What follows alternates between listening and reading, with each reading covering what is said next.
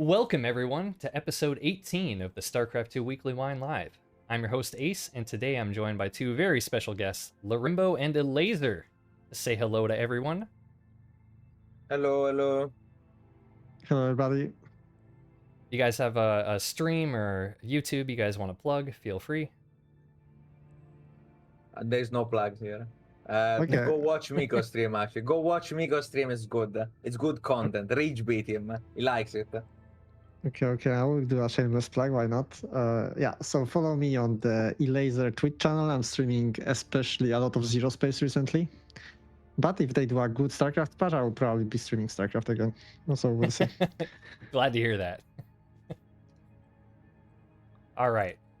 So I set this up because I've always enjoyed open and honest conversations about balance, and sometimes I feel like this can be a little bit hard to find in the StarCraft community, so I hope to do my small part to change that with the show. If you enjoy, please consider giving a like or subscribe. And last week, we were talking with Nico about Terran, and the week before, we were talking with Nehead about Protoss. So this week, I want to do something similar and focus on Zerg. And hence the Zerg guests this week. So to start things off, just a real simple, how do you guys feel about the strength of Zerg overall right now? Too strong, too weak, just right? How do we feel? Let me go speak on this first. He's the expert. Okay, well. So let's be specific here. I do think Zerg is decent. Or much better than it was versus Protoss. Since I think like the early game is just so much better for Zerg, so like late game I think is still kind of broken for Protoss if they get there, but I think it's very hard for the Protoss to get there, so ZVP definitely good for Zerg. But ZVT, I haven't played enough, and this like RSL results speak like basically in RSL we had like 4 Zergs in top 4, right? So obviously it looks like it's like the most broken ever, but honestly I don't think it's like, I think ZVTs might be good for Terran, or maybe even very good for Terran. I don't think this results really reflects like the actual state of balance, because sure, the early game with the 8 worker change, I guess it's good for Zerg. In the past I didn't know who's it's good for, but I think it's good for Zerg. But with the recent like 300 mineral command center and the ghost being like 2 supply, it is, right? Yeah. Is that accurate? Yeah. I think with those 2 changes, Terran must be strong. Like I can't like imagine if Terran is played properly. I can't imagine it being weak versus Zerg. Like I haven't played enough, honestly. But for example, in the results that I saw Clem play in this tournament, I feel like he just didn't play the patch correctly, because he was playing very like aggressive, 2 CC build orders, which completely don't make sense on the current patch. So it's also like, I don't know. I feel like Clem, who's like the main Terran in this tournament, kind of just didn't choose the right strategy. Otherwise, I think like he's probably the favorite to win this tournament. I don't know. Kind of fucked up in my opinion. ZVP good for Zerg, in my opinion. ZVP good for Zerg. ZVT I think is good for Terran, but we have to see more. Well, I most broadly agree with him. ZVP, I would even go as far, to say that it's maybe the mid game is really good for Zerg right now. It's really, really good. You can hit very strong timings very easily. And the early game is also not necessarily the easiest thing ever to play as Protoss. It is true that you have like stronger timings with the depths for a while, but the oracles are already much easier to defend. It's really hard to prevent the Zerg from getting 50, 60 drones quite quickly, and you kind of feel like you're slipping behind. So the mid game felt really, really good for me. The late game didn't change at all, right? So like the only difference in the late game, I mean, yeah, the mothership health got nerfed technically, which is great because it's easier to kill, but didn't really change the problem with the mothership, which is the insane spells that he has. So yeah, I broadly agree with Miko. The one thing I would add to what he said is that I do think that it's now easier to get into a late game while being quite ahead as a Zerg. So even though the late game itself doesn't change, you have more opportunity to get there in a better position, at least. Especially with stuff like sometimes you can close games out with stupid stuff like Ultralisk and Infestors instead of having to go for the full Broodlord. For DVT, I'm not actually convinced. I played a bit of it. In theory, the 300cc is insane, but in practice, it didn't actually feel that oppressive. The Ghost is way bigger.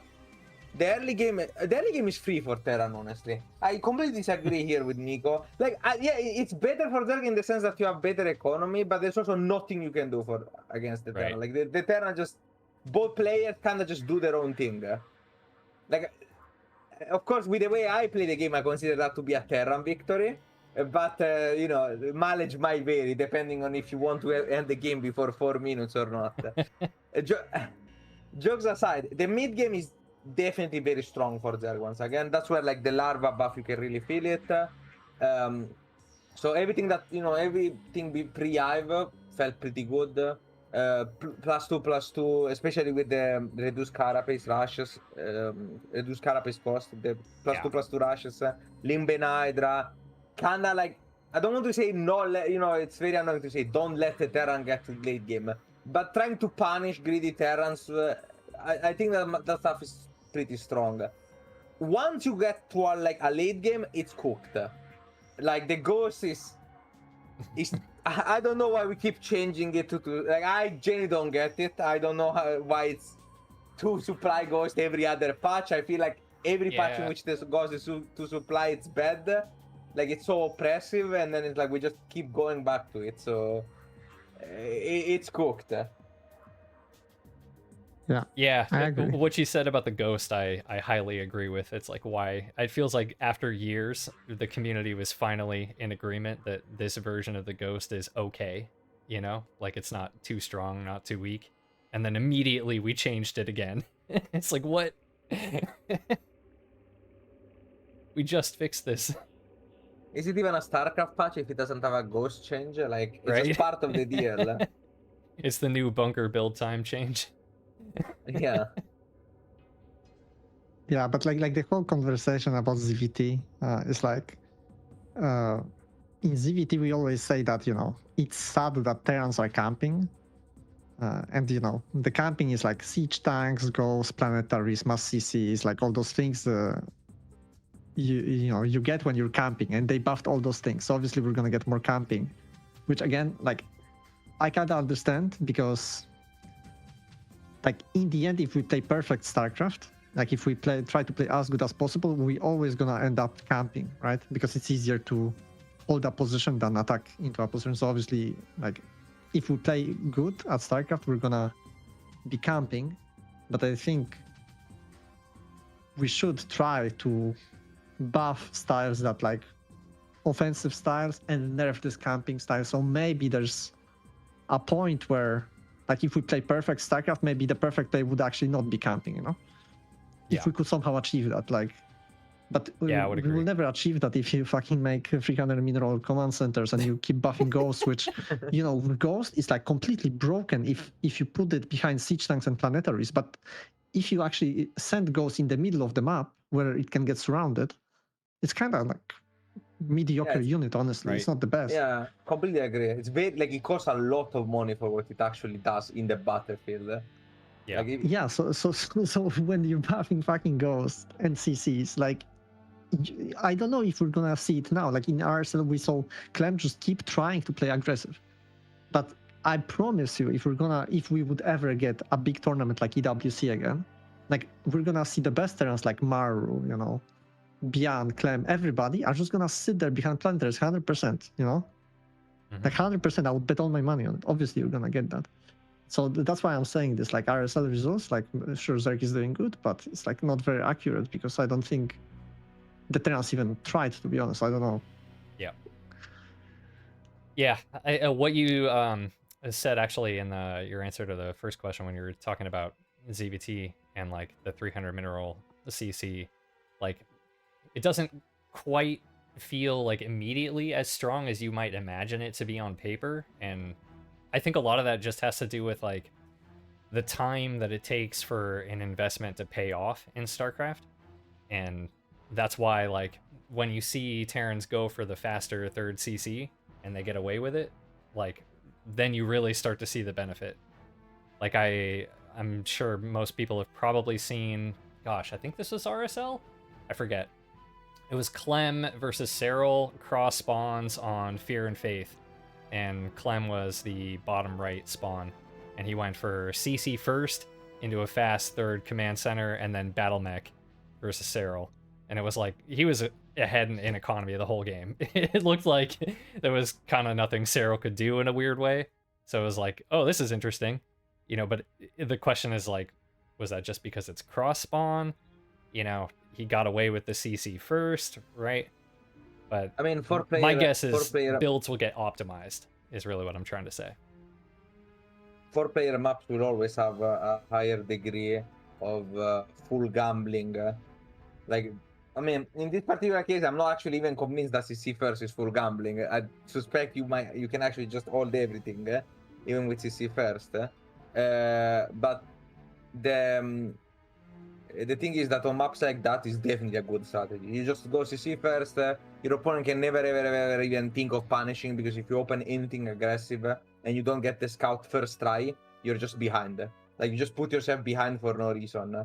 So I think, like, you know, when talking about that particular game, you have to consider the map being very big, the spawn position being very advantageous for camping, or like having a greedier opening, and also the uncertainty of the spawn. So I'm not 100% sure that game, what I'm trying to say is that I'm not 100% sure that game is indicative of the general balance outside of those specific situations. Yeah, I think that's fair. Another thing I want to say about the CC is, like, from the design standpoint, like, I understand that they thought that Terran ramps up slower than Zerg, for example, with the new Larva change. And especially on, like, 8-worker change, maybe they figure out, okay, Terran actually is not doing well on 8-worker start. So they need to, like, make it ramp up faster, and they thought 300 mineral command center is, like, the perfect fix. But I think it just, like, misses the point in so many ways, because it's not Terrans as a race. They don't only make command centers at the opening, right? There's, like, the only race that actually makes 20 command centers in the late game. Yeah. Right. That's the only race that does this. So, yeah. I mean, it's the only race with a base that actually, fun. like, increases your income. You know what I mean? Yeah. Yeah, and another thing, one more, is that it gives you so much supply. So, for example, a hatchery, I don't know how much it gives anymore, but it's like hatchery gives you, like, what, 4? 4 supply. 4 supply for a hatchery, and the CC gives you like 11. Right? So the way CC works now is you basically don't need to make supply depots. Yep. You make like 1, and you go like 3 command center on 1 supply depot or something. And then you can even go like 4, you can honestly go like 4 command centers on 1 supply depot or something. Generally, it's a shit design. Like, I don't care about the balance, it's just like, there's no way, man. I think that's slightly exaggeration, but I do completely agree on the fact that not only does it not do what, you know, it aims to do in a way that makes any sense, it actually kind of has an unintended effect, which is what Miko brought up before when talking about Clem 2 basing. It makes so that the game is now, you know, when we're talking about balance of Terran balance, we now have to account for the CC, right? So if we ever want at some point down the line to make a 2-base push better, for example, and we want to buff, let's say, the Hellbat, we will need to account for the strength of those units in the context of 3CC. And that's a big problem, because 3CC is so good right now, so like there's no reason not to do it. And when you make a strategy so, and this was a problem that, to be fair, was already present before, but when you make a strategy so unbelievably dominant that essentially doing anything else is trolling, it even becomes hard to encourage the other playstyles without resulting in some problem down the line. Let's say I want to buff, you know, the Hellbats, then now late game is even worse, because that's, you know, that unit is pretty annoying because it only costs minerals. If you're trying for, you might think something along the lines of, oh well, actually, I really like 10 pushes, so maybe we can work something. We can bring 10 Kivax back. That'd be crazy, right? for a 2-base tank push, well now you got a stronger 8 tracks from a 3cc. So fundamentally changing, like when you're talking about changing the balance of the game, changing stuff like the eco, the cost of bases, the cost of workers, the time to produce workers, larva spawn, orbitals, has a very, very, very ramified impact. It impacts so many different aspects of the game that it completely nullifies anything else you're trying to do. Now, every other patch, every other change that you have to do with Terran, you have to account for the 300 minerals CC. And moreover, you're not even sure how figured out it is, right? It's possible that this change could be even more broken in the future. So now we think it's, let's say, 50% broken, and we balance around that, and then, you know, 6 months down the line, we realize actually it was 80% broken. And all of the balance we did before is completely outdated because we had no clue. I think about, you know, like what you just said, great point. And I think like another great example of that is energy recharge, which had like vast ramifications for other spells that we had to nerf, you know? And it just, to like further support your point here, imagine a situation where the meta when we introduced energy recharge wasn't Blink and Oracle and a ton of stasis traps. And then later we discovered the stasis trap and how strong it was. Like, then down the road, we would have to nerf stasis. Like, years after we had changed energy recharge. You get what I'm saying? Like, yes, it can just create so many, like, knock-on effects. I mean, that in itself is not necessarily a problem, provided you have, you know, a very active base behind that's actually working on patches constantly, like keeping it updated. One of the problems that I had with many of the patches, one of the points I touched even in the thread that you're sharing on the screen, is, for example, the fact that there is no coherent vision behind some of these changes. And more importantly, every time you make a change, in my opinion, as a designer, you should have an intended effect. I'm making this change because I want this to be in the game. Yes. I want more Marauder pushes, so I buff Marauder, something like that. I want less late game, so I nerf late game. It doesn't really matter whether or not the objective is good, but you should have a change with an intention behind it. And when the intention is not met, then you should be able to be like, okay, maybe the intention was good, maybe we do want to encourage this or that playstyle, but this was not the way to do it. When a change just goes through, and the intention is A, not clear, or B, more importantly, becomes dissociated from whether or not the patch stays, like the change stays, then you have a problem, because you're just throwing darts at the wall. You're saying, I'm doing this because I think it will have that effect. If it does, well. If it doesn't, fuck everyone else, I guess. We just, now this is in the game. Yeah, I will say something. I mean, this will be like a giga, like this whole show is just gonna be about us shitting on the patch, I think. But I have to say something. That's like, been every show for several weeks now. Like, so I mean, okay, then that sounds fair. Okay, so basically, before all this shit show started, with like 8 workers changes, like people thought that the game is stale, right? That's what people thought. Zerg is stale, but I actually had some fun. Like, I was trying my hardest to make like creative stuff work, and I would play like 2-base versus Terran every single game, and I actually like figured out a lot of like nice build orders from 2-base. I actually had fun with it. And then they went to 8-worker change, and I actually figured out like, okay, there actually is even better 2-base builds now. Like, I had actually such a blast. But they didn't really succeed at making more build orders. It's just like, really, I already had like 2-base build orders that were kind of working. Now they were just like slightly better. So they didn't really succeed at making more build orders, but they were more or less the same amount of build orders, which let's just say like, okay, at least they didn't completely fuck up yet. But now with the 300 mineral command center, the 2-base play is completely removed from the game, from Zerg. Like, I cannot play 2-base against Terran if they have 300 mineral command center. So now, 100% they reduced the variety. 100% they reduced. I cannot play 2-base, I cannot play 1-base. I have to play like 3 hatch every single game from now on for the rest of my life on this patch.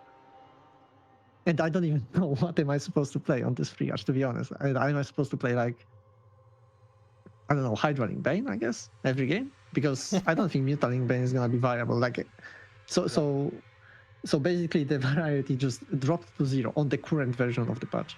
And I'm pretty sure the intention was, from the beginning of all of this, was to increase the variety. So now they like fucked up as hard as they possibly could. Not only they didn't increase the variety, they reduced the variety. So what the fuck is the point, you know? What is the point of the patch? I don't get it. Yeah. I would have to agree, especially with like, I mean, and they're also, you know, we were trying to get rid of the turtle stalemate meta, and then we're making command centers 300 and buffing the ghost, as we talked about already. And I mean, honestly, like the biggest thing that bugs me about the 300 CC change is just the design of like Zerg is supposed to be the economic race, and now Terran is expanding for cheaper. Like, even if you include the build time, that's like the lost mining time of the SCV, the 71 seconds, the math comes out to 521 for Terran for an orbital, and 525 for Zerg for, you know, a hatch and a queen. Which, like, that's crazy. I mean, you know? Like, Zerg should definitely have a little bit of economic advantage for expanding. That's sort of how the design has always been. So it feels crazy to change that now. Well, yeah, Hatchery is much more expensive than CC, right? Because you lose a drone, so it's 350. Yeah. Okay, look at this. It's 350 for the hatchery, and the hatchery gives you 4 supply. Command center is 300 minerals, and you gain 11 supply. So basically, you get like 1 depot worth of supply more, which is worth 100 minerals. So it's like you're building a command center for like 225 realistically. It's 13. It's not 11. It's 13. It's 13 supply, yes. So it's more than 12 that might be Protoss. So that might just be Protoss that gets 13. I think CCs get 12. No, 12? It was the other way around. Was it? I don't know either way. Before the latest thing, Protoss was 1 less. I can't even keep track of this shit. Everything lost 2 supply. Zerg went from 6 to 4. Protoss and Terran went from 15 to 13. Okay. Well, then that's even better than I thought, Holy. Like just count each supply that command center gives costs 12.5 minerals, right? Basically. Yeah, right. Yeah, so you gain additional 9? Right? So that's 92.5. Or am I correct? Well, it doesn't matter. I'm not going to do math here. But okay, they gain a shit ton. The command center is basically worth like 200 minerals. Imagine a hatchery would be worth 200 minerals. Okay. I wanted to expand on this point that Miko is bringing up, because I think it's an excellent segue in one of the critical aspects of failure of this patch, in my opinion, which is force symmetry. So one of the things that unbelievably annoyed me, both not only in the patch itself, but also the reaction I saw from people and the way people think about the game in general, is that there is, I swear, there is no possibility for Totem in which the changes are different from race to race. I'll give a simple example. Why did we remove 2 supply from each command center structure? The hatch, the command center, and the nexus. You say, well, it's 2 for everyone, it's fair. No, it's not, because if you go from 6 to 4, you're losing 33% of your supply. If you're going from 15 to 13, that's not 33%, is it? So already there is a moment of symmetry there, which, okay, but is there any reason to why the symmetry is like that? Is Zerg on 6 having 4 supply there instead of 6 or 5 or whatever actually productive? In a similar note, why do we have why is, if it's perfectly fine for Zerg to start with 1 less supply, we start with 14, well, we used to, and 12 workers, as opposed to 15 and everyone else, why could it not be the other way around? We could have pushed further on that. There is no reason why the first hatch or hatches in general could have been treated differently. The symmetry does not actually provide anything in the game outside of looking fair. Being like, well, we don't have a bias, we are removing 2 supply for everyone. But that's not how the game works. The interaction between units, the interaction between supply and stuff is not neutral. It's just not the case. Preach, brother. I love this. For example, I'll give an example that's actually not about Zerg, about Protoss. In the PTR2, and in fact, up until the very first patch that went live with 8 workers, Protoss Nexus actually had 12 supply instead of 13. Now, I push back against this, not because I want it to be fair, not because I care that Terran gets 13 and Protoss gets 12, but because by having 12 supply instead of 13, the Protoss build order got significantly affected. You had to get a second pylon very early. If you were tempooling, if you were playing pool first, the Protoss were in a very, very awkward spot. Not only did it feel terrible, but it affected Protoss disproportionately from one supply. If you remove one supply to the Terran, you don't have the same effect. Right? So, when and the other stuff, for example, the Queen and the Hatch.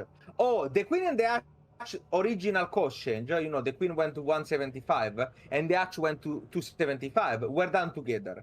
So when we reverted them together. Then we separated them, and people were like, no, well, if we separate, they have to be together again. But those two things were looked at in a context of a completely different patch. One where there was a change from the Queen to the Spore, as the primary anti-air mode, one where there was an intention of making Zerg expand more, and don't get another thing people didn't know, and I don't see this being brought up enough, is the fact that the 275 Hatch was a direct response to Hatch block in ZVP.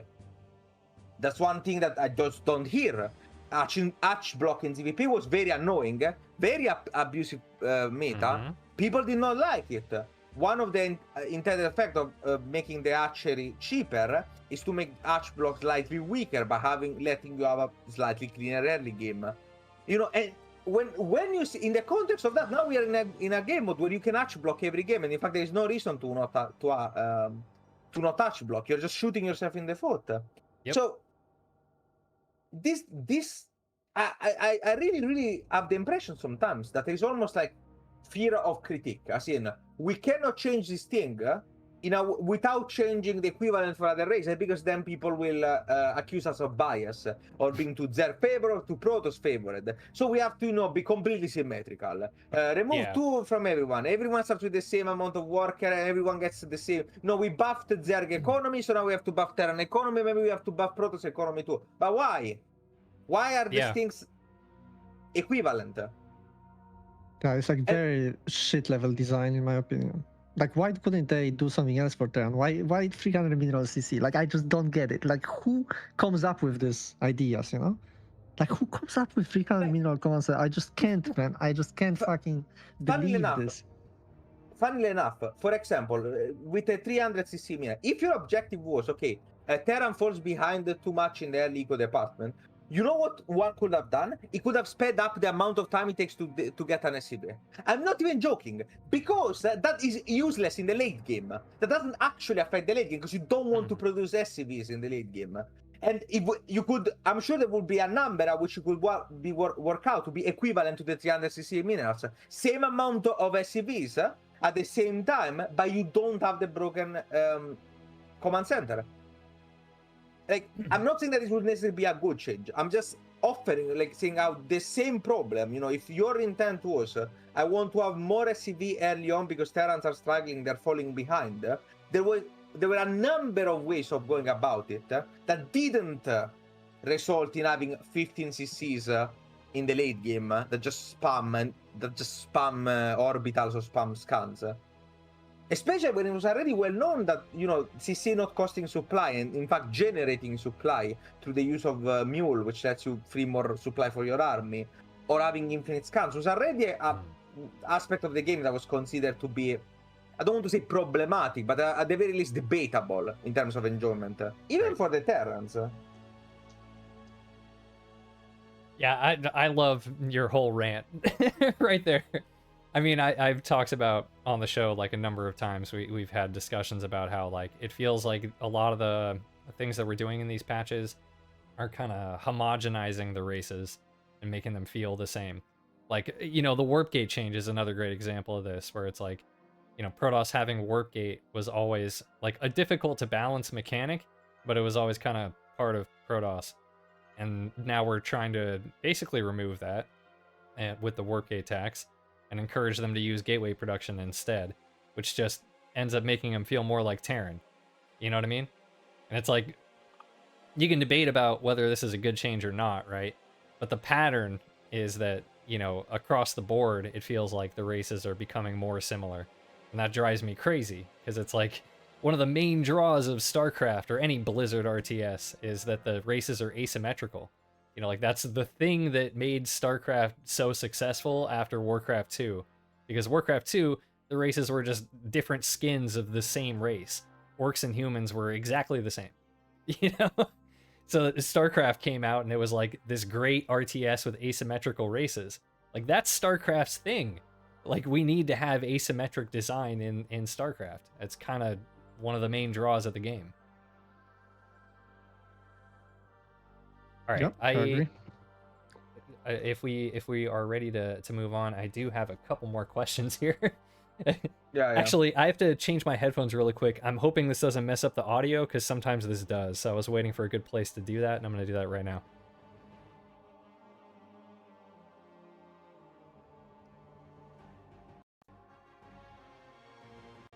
Okay. All right. Oh. Do we need to do a sound test or something? Okay, now it works. Sorry about that. Okay. Yeah, sometimes when I switch my headphones, it doesn't pick up the Discord audio, which is very frustrating. Anyway, so let's I kind of want to, we kind of talked about some of the stuff that I wanted to bring up already. So one of the things that we have to talk about though is the larva buff in particular, the Lorimbo larva buff. Since we have Lorimbo here, the Lorimbo larva. Yeah. We have to. So I'm going to give a little bit of background, you know, just in case there's anybody who's been like living under a rock and doesn't know what we're talking about. So for those who don't know, in earlier iterations of the patch, there was no larva buff. And at the time, Lorimbo wrote an essay on Team Liquid, which is on screen right here. It's titled The Death of Cheese from a Professional Cheeser, and it highlighted an issue with Zerg larva production in the early game especially. And for those who don't know what we're talking about, just very briefly, you know, you start with 3 larvae as Zerg, so when you lower the starting worker count, it's like you can spend those 3 larvae very quickly, and then now you have to wait for larvae to be reproduced. And that happens at like a steady rate by your hatchery, you know what I mean? So it's like, the math just didn't math, and it ended up where, you know, it's like you can try to get to the same supply and do your old build order from the previous patch, but you physically can't because you have no larva. You know, it's impossible to do it. Okay, I'm so sorry to interrupt you, but I have Go ahead. I have to clarify some things because I've seen this post be represented in basically every possible way under the sun. From people that read this post and got that I was balance whining. And to be clear, when this post was written, which was PTR1, I went on record saying that ZVP was 95% Zerg favored. So clearly, I didn't think there was a problem with Zerg balance in terms of strength. Also, I was asked after this post if I thought that raising the larva spawn rate was a good idea. And my response was that it was one of the dumbest idea I had ever heard. So I don't mind the jokes. I actually embrace the Lorimbo larva meme. But since I've gotten an insane amount of DMs that are not quite nice, I would like to clarify that You gotta set the record straight. yeah, I need to set the record straight because otherwise, like, people really believe in a false narrative. The other thing was the point of the post was not to highlight necessarily a balance problem. It was to once again try and highlight how, with an objective of increasing variety in a patch that was meant to make 2 base better, to make 1 base better, to add more builds into the game, you were technically adding more builds, because the counterpoint that I most often hear is, of course you have more build, you can now go 8 pull, 9 pull, 10 pull, you have more combination. Yes, but when people talk about variety and builds, they don't mean the mathematical possibility of builds. Because even before you could go, I don't know, 12 Overlord into 13 Overlord, into 14 Overlord if you like. Technically, you can. Technically a build. Right? So, like, when people talk about build variety, they don't mean, a technical term, like mathematically you can have more builds because you start with a lower count. They mean number of builds that can compete for a spot in the meta in a way that's somewhat feasible. And in that sense, this patch completely nuked my playstyle. Like, I cannot express how many builds I've lost. I have a document right here with similar to the pig. I don't know. Pig has a thing called the Book of Filth. It's like a I know Google that. Doc. I know that. Yeah, I've, in the 12 worker patch, as I said, I have over 100 cheeses. Oof. All of which I consider to be at least somewhat viable at the top level. And when I say at the top level, I mean I was doing it against Miko. Like, I don't play against silver player, I don't smurf. Miko can confirm, I play like I play against anyone in the world, no matter their MMR. Yeah, I confirm. Like, it's not bad build for sure. Like, so there was a lot of things, and since the patch has dropped, I worked for hours because I was preparing for Home Story Cup, and I just could not, like, the limitations that were imposed on me by the way. And that was the other thing in the post that everyone read the Larva thing because I put it first. The second paragraph is actually equally as important. The technology, because if you slow down the economy, it doesn't change the amount of time it makes to, for example, build a starport or produce a Banshee. That amount of time does not proportionally get affected by the economy. So, because you're mostly gapped by time there. When you're going battle cruiser, you don't lack resource to build a battle cruiser. You lack the time to build the fusion core, and then you can start the battle cruiser, and it takes 70 more seconds. That was the hard cap on the battle cruiser rush. Similarly speaking, when you're speaking about Ling rushes and Roach rushes, one of the main problems with that was the speed at which you can physically get stuff. You know, if the Oracle used to come out at 3:30, so you had to hit at around that time at the very most. But the Oracle wasn't gated by the time. It wasn't gated by resources. In fact, it wasn't even gated by the time. It used to be that you could get a faster Oracle, but people would delay it on purpose by slowing down their core. The point of this post was to say, okay, if your intent is to encourage playstyles that are varied, ask the people that play those playstyles. I'm not gonna say that I'm only good Zerg cheeser in the world. That would be ridiculous. There are plenty of Zerg cheesers in the Grandmaster and above that are very cool builds and that are very like nuanced takes on the games. But why are we taking the opinions of people that are not exactly like, you know, expert in this field? Because clearly I don't have a bias against variety. The way I play is unbelievably chaotic. So it's not like I want the meta to be stale. I hate playing the same game over and over again. So just ask or take opinion seriously.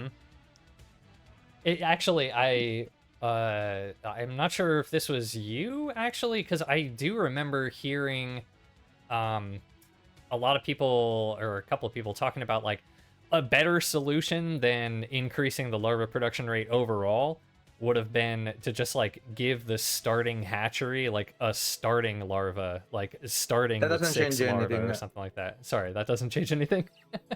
No, well, as far as, well, of course, okay, sorry, I should clarify because that's too strong of a word. Of course, it changes something, definitionally so. But in terms of like the problem, my main point was that there are a lot of pieces moving, and you broke all of them at the same time. You can try to fix one piece and break 7 other things in the game. You're trying to fix the larva, and now if you start with 6 larva, cheese is still kinda shitty, and you can open like 18 hatch and it's crazy broken or something. Like you are in. If our objective is to make the game better, we first took 15 steps forward. Backwards, and then in an effort to get to the point of where we started, we went into like any random direction. Like we just started breaking all kind of stuff without even fixing the original problem. We have broken larva, even in the most broken larva, on 9 seconds larva, which was, it's hard to put into words how broken there was when larva was 9 seconds. It was pretty good. I tried chasing. I played against Arstem. I won every single game macro. I did not win a single cheese game in the most broken Zerg patch ever. So, like, stuff like the starting Larva is just fundamentally the problem is why did we move from 12 workers to 8? Like that. Right. And the example I always bring is if we start, let's suppose we start with 16 workers instead, or 20, or 2 bases. Obviously, if I start with 2 bases, I can decide to put a Roach Warren at the very start of the game, or to rush out a Spire. Already I have more options. Obviously, that's not a real suggestion. I'm bringing it as a talk experiment to show that quite literally the opposite of what people think is true. Removing workers actually just bottlenecks you into the most efficient strategy, because everything else is unbelievably gambly. Yeah, because like the most efficient way to play is just to get like 16 workers on the minerals, Anyway, that's the most efficient strategy. When you were starting with, for example, 12 workers, then you could do a 13-12 and actually hit a timing where, well, your opponent is on 16 workers, let's say, and he's defending on 16 workers. So it's like perfect saturation, let's say, but you're on 13, so it's actually kind of fine. But now you do a cheese on 8 workers, and your opponent still can make 16 workers and still defend it. It's just like you're so much more all in, but your opponent is basically on the same optimized like worker count very often. It's like for example ZVZ. When you played 12-11 in ZVZ in the past, your opponent couldn't really give up natural base. Because if they gave up the natural base, then you would just have too many workers. Yeah. But now if you do some sort of, I don't know, like 10-9 or like 11-10, your opponent actually can give up natural base. Because now he has like too big of an advantage in worker count. And just like he just keeps gaining advantage from the beginning of the game while your spawning pool is building, while your like overlord is building, because you start with less supply, like constantly he keeps getting advantage, and like I don't know, the cheese is just not great, especially on the lower working counts right now, because of that. Interesting. Okay, so I'm noticing Heroku in chat here is asking or bringing up something that is like one of my favorite points to talk about, so I have to bring this up. And apparently this is something that you brought up at Home Story Cup, Elazer. He was saying that you were talking about we spent the better part of Legacy of the Void nerfing every single offensive build that we deemed not macro. Maybe just buffing the offensive unit is something worth exploring. And that's something that I've thought about and been talking about a lot, I think that, things like when we buffed, like, Spore Crawler damage, and, we nerfed Hashtag Overlord drops out of the game, and we nerfed Ravager build time nerf, and, a few other things like that. It just sort of all feels like we're, trying to eliminate the frustrating game-ending moments or whatever, but that leaves us with only the stale moments, and that's, like, in my opinion, a major reason why the meta feels so stale now. So I'm curious what you guys' thoughts are on that. Yeah, I mean, I can just elaborate with the point. Like, there were nerfs, like, for example, there were hidden buffs. There was a buff where, like, collision radius of an SCV of the workers got like smaller or something. Oh, so they gave them more range. Or they give them more range, but like, there was like actually a couple of those. It was not like the singular change. There was a couple of changes like that, where you can, like, if you click on SCV building a bunker, your drone right now is gonna keep chasing it. For example, in the past you had to like shift it 20 times. You would have to like shift it 20 times, and it would still lose it sometimes. Right now it's like pretty. It doesn't. You're wrong, Miko, on this. They said it would, but I've tested it. It's still bad. Oh, but it definitely is better than it was before. It's definitely better, though. Yeah, that's true. Yeah, that's true. It's definitely better. Like, sure, sometimes it still loses, but there was a lot of changes like that. Right now, for example, if you play Turax Proxy, like very often a drone pool actually like holds it pretty comfortable because of those like small changes over time, or because of the hatchery was 275 in the past, now it's 300, so it's different. But because the hatchery was cheaper, that would also help us a bit. And so on and so forth. Speed, on the creep spread speed increased, so it was easier to deny the bunker. So, like for example, proxy racks was actually insanely imbalanced. There was something like Zerg players would constantly whine about, because like no shit, it's super annoying to play versus like like playing in a final of like World Championship versus Mario, and the guy just like proxy access you every game, and you cannot stop it. Like it kind of seems imbalanced. So eventually they nerfed it. But now, like, let's not whine about like lack of cheeses because 12 workers start. You know, no, we have lack of cheeses because we nerfed all the cheeses. Like the same with the Ravagers.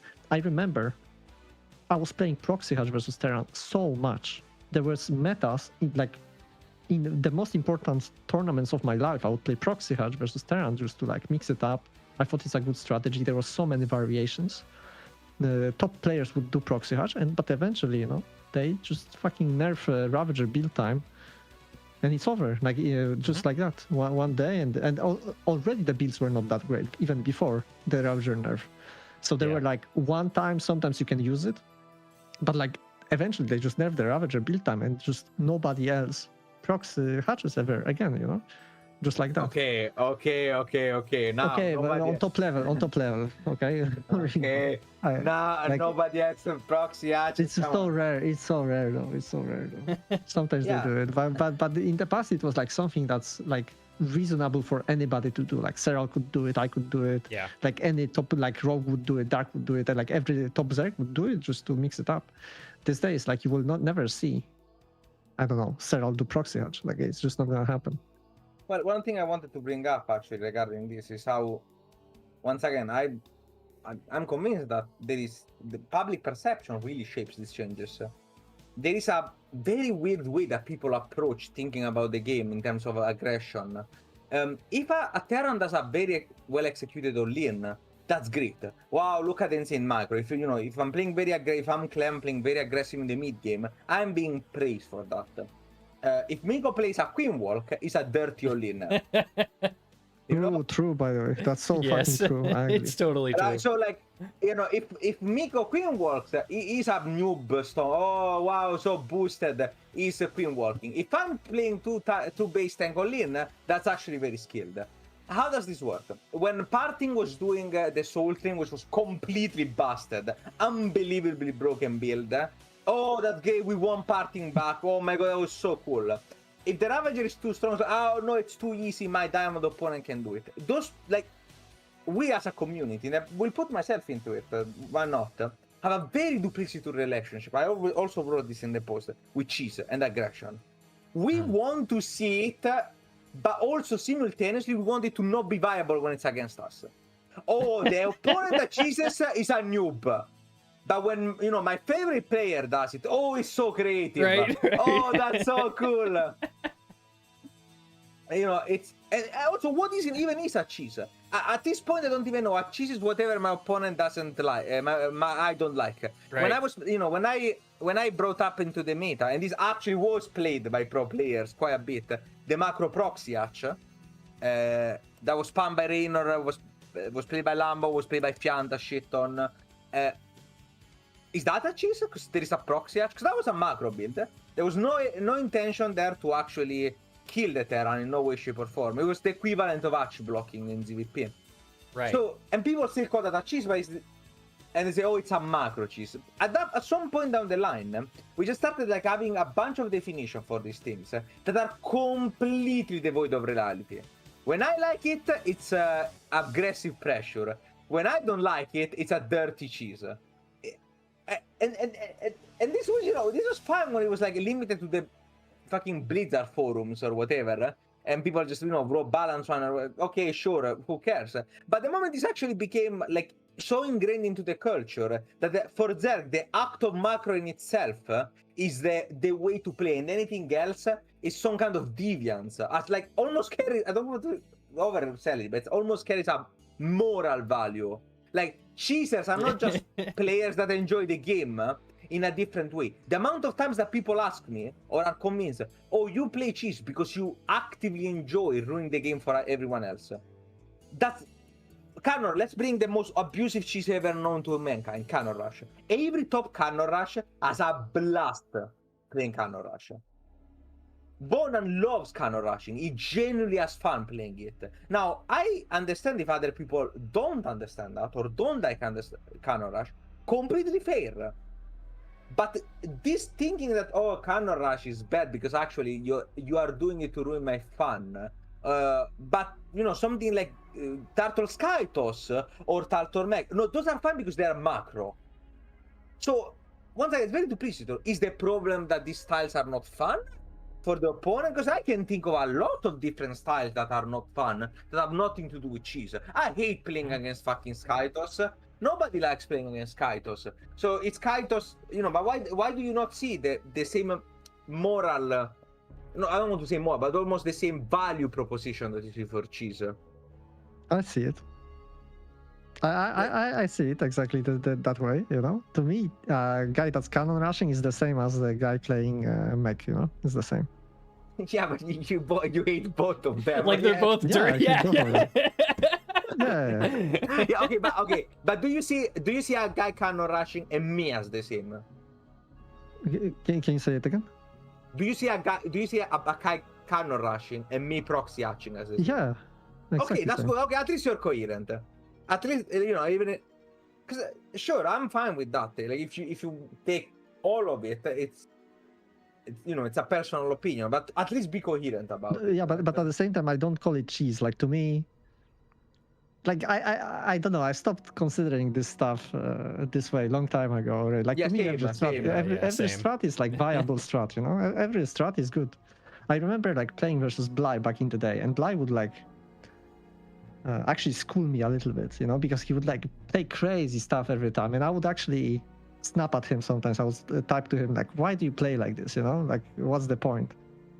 And then he would just like tell me like, I mean, like the point is like I just beat you, or something like that. I don't remember. And then I just kind of saw like, okay, he actually he just outsmarted me. Sure, he played like some bullshit cheese, but he beat me, and it just it works. It's good job by him. And also the viability of builds should also be examined in this context. There's very often, this goes all the way to the top level. Migo is a rare exception of being even too broad-minded. Sometimes you try stuff that's too out of the line, even for my personal taste. But there is, a strong tendency to uniform metas and to just consider builds either viable or not viable without any context. So I beat Clem with proxy hatch. I beat Bian like 5, 6, 7 times with proxy hatch. I've beaten a bunch of the top Korean cannons with proxy hatch over and over and over again. Does that affect the viability of the build? Either the build was already viable or it wasn't. Me proving that it doesn't change it. All it does is tell me that, okay, actually there were builds that were already viable, or technically not viable, as in, if someone replies perfectly, then this build just loses you the game. But in actuality, it could be played. And very often you will see this kind of limitation in terms of the pro players being very risk adverse. And this goes down because people emulate them. So all throughout the ladder, you see people play like Serral. You don't see people play like Elazer, who fucking plays 2 base Muta every other game or 2 base Roach. And even Serral himself actually plays a quite surprising amount of builds, way more than people give him credit for. Like, how many people do you see play Ling Hydra Lins against Terra on 50 workers? Because I've seen Serral play quite a bit. But you don't think of Serral as like a Hydra Linner, and that unfortunately does not go, those kind of builds do not get shared as much.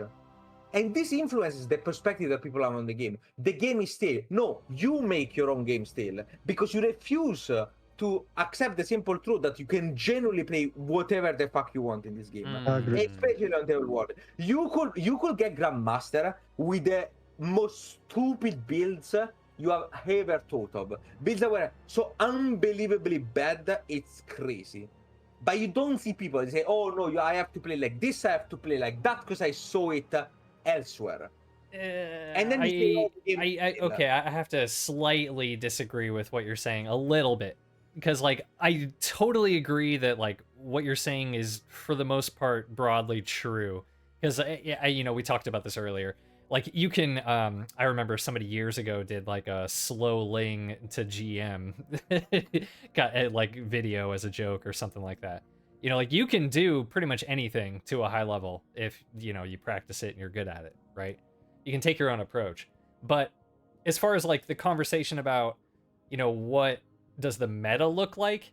I think if you're looking at like the broad population of players overall, like people are like water, they're going to follow the path of least resistance.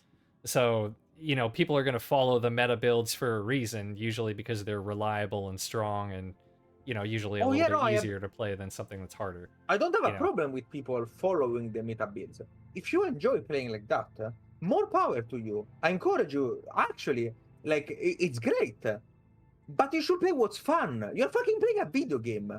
Like, if you want to play the meta bits because you have fun in playing the game in the way that you think is meant to be played, sure, that's great. But then, the moment you don't have fun anymore and you go in a forum, you say, the meta has been stale for too long, you understand how those two things, or I play the same game every time and I don't have fun with the game anymore. Sure, but you see how those two things are kind of mashing each other, right? Like, ultimately, every person is responsible for what they want to do. I mean, you cannot... Yeah, no. Like, I get what you're saying, but also it's like, I can't just play the way I want to play and be able to do hatch tech overlord drops. Like, it's just not possible anymore, like... Yeah, sure. So I think that, of course, there are balance and design, like, changes do have, like, some impact on like what's strong and what's like to the point of being viable, right? Because nobody really likes to go into a game and be like, this is my game plan and I really hope that my opponent doesn't figure it out and I steal a free win. You know what I mean? Yeah, like, no. Sure. But I'll actually counter push. Okay, is the thing about the hatch tech dropper, or that did you play it because you enjoy the dropper, or so the fact that they were hatch tech? My point is, if the build was fun for you, because you enjoy the gameplay of using dropper, or you enjoy that particular interaction, you enjoy the gameplay, that doesn't translate just because that particular build got removed. That means that you couldn't play like that anymore. For example, by going for a slightly later dropper roll. Now, does it nerf viability? Hold on. Sorry. I completely agree. Of course, it's like a world of difference between hatch dropper lord and layer dropper lords. It's completely different. But the idea was, if you enjoy, like, people should enjoy playing the game as opposed to being obsessed with either one build specifically or the concept of winning. I can agree with that. Like, and sometimes builds that are really fun get nuked. One of the most fun builds of all time that I used to spam every single time was a 1716 Ravager Lingolin. I was infamous for this. People blank out me all the time, and then someone, I'm not gonna name any names, but whose name starts with M and ends with Miko, thought that the Ravager morph armor was a problem in ZVZ, and the Ravager morph time should have been increased. So someone thought of this devious change. Did I say that? Yes, you said this. No. I think I said the armor should be removed from the egg. I think that's what I wanted to be changed. I mean, like, I'll even double down on that. Like, I think that, as much as I complain about the Ravager morph time nerf, like, I did agree with it needing to be nerfed. I just think it was a little bit overboard with how much it was nerfed. Yeah, for me, the problem a lot. For me, the problem was in ZVZ, you would get Olent, and it's like Roach with 1 HP, you would pull it back and morph in the middle of the fight and cause a lot of armor, so it doesn't die to Zerglings. It's just like couple seconds, it becomes a Ravager. I thought it like just a bit too stupid, and in every matchup you could do it in theory. So I thought it was too strong because I would use it against Terrans and Protosses in like early game Roach rushes. And I would just see the strength of it, and I was like, that's just stupid. Like, that's just too strong. I'm sorry. Yeah, but so I do agree it needed a nerf. But this brings me to my next point, right? I can tell you for a fact that it wasn't too strong, at least not in those contexts. Miko's point is right. ZVZ was kind of annoying with that. So, but it was too strong at your level. So that this feels diminishing. I don't mean it that way at all, to be clear. That's fine. My point, no. My point here is, it's very, very hard to balance a game in a way where you have variety at all levels uniformly. If I make a build strong enough to see somewhat consistent play at the top level, especially if it's a build that's very aggressive, and to be clear, it's almost a given that very aggressive fast builds are much easier to play than they are to defend. Then as we go down the ladder, those builds become more and more and more and more oppressive. So, you know, a Ravager Rush at 6k, not that big of a deal. I coached people back then. You could gain 1,000 MMR in a day by spamming this build. It was ridiculous in Diamond. Like, unbelievably busted. It made mech look like weak by comparison. But it's very hard to square those two things. Because obviously, you are completely right. You see it and you're like, this is stupid. Because my Roach Rushers are too effective. I see the same exact thing. I think, actually, I think it's not even that. I think it's on the weaker side. It was still stronger to not play that way. And both of those perspectives are completely true, contextually. Okay. So the way I looked at it, I never looked at it as like a balance issue. I always thought of it as like design issue, to be honest. Like when I say like this Ravager morph time, like in the fight, like that you can like pull back like 1 HP Roach and morph it to Ravager, I didn't think it was like imbalanced actually. Like I thought it like ZVZ, of course, it's even matchup I can handle it. Other matchups I also didn't think like Ravager is too strong, realistically. But I just thought it's stupid from a design perspective that you can kind of do it. So what I would like to see, honestly, is I would like for example, the egg to be, I don't know, 0 armor or 1 armor instead of 5 armor. But on the other hand, for example, a Ravager could get a, I don't know, small buff. I don't know, like 0.05 movement speed buff or something like that. You know, I could see something like that. I just thought the egg itself being a bad design choice, but not from balance perspective. Yeah, I completely agree. And but even then, like I feel like there were so many different things. Like you could have done what Elazer said and removed the armor, which, for example, it wouldn't even be inconsistent because Banelings also morph and they don't have the same armor. Larkers also morph and they don't have insane armor while they're morphing. Like it's not like every unit that morphs has insane armor. It's a rather specific interaction. You could have kept the same amount of speed in the morph, but for example, have a the Ravager doesn't come out with full health. Like there were very a significant amount of time, significant amounts of way to approach a problem that didn't impact the viability of every Ravager buff favor. More importantly, the thing that pissed me off about it was that in the patch notes, and you can fact check me on this, because I remember this very clearly, you didn't have, we think that this is a problem because of ZVZ or how it interacts. No, we want to push the viability of sentry-based pushed. We feel like people can reactively morph Ravagers too quickly after seeing a sentry. Absolute nonsense. Yeah, like, to say that this was a lie would be an understatement. Complete smoke in your eyes. Yeah. What are we talking about? Yeah.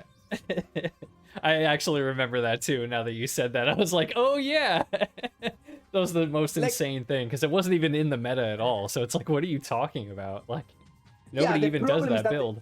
The reason why sentries are weak is because the Ravager morphs too quickly. Yeah, like, I said nobody ever. Okay. So we're talking a little bit about aggressive plays and things like that. So I actually have a pretty good question for this that I wanted to ask you guys. Who was I chatting with? I was chatting with somebody in All Things Protoss Discord, and we were talking about, how we think it's possibly one of the reasons why the meta is so stale might actually be, like, the players being discouraged from playing weird and interesting styles. So having you guys here, I thought you'd be good people to ask about this.